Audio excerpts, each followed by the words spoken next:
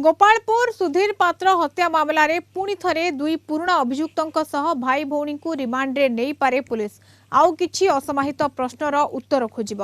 अत्यधिक माड़ और श्वासरुद्ध होई सुधीर मृत्यु घटिथिला।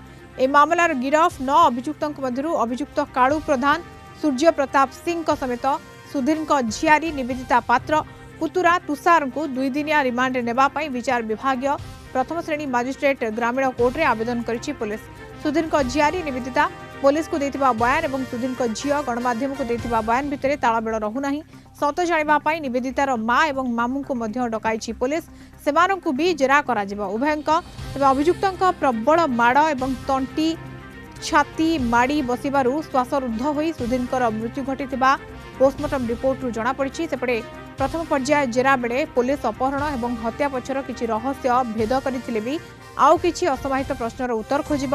तेबे कालू केवल सुधीर को देखाई दे काहेकि रहीगला, कालू काहेकि अपहरण टीम रे नथिला एवं सुधीर स्त्री को बारंबार फोन करिथिबा अभियुक्त जनक किपरि जानिला जे घरे टंका अछि, घरे 2टी गाड़ी रहिछि एवं बाहर रही निवेदिता ना कालू किए मॉनिटरिंग करी घरर तथ्य देउथिले।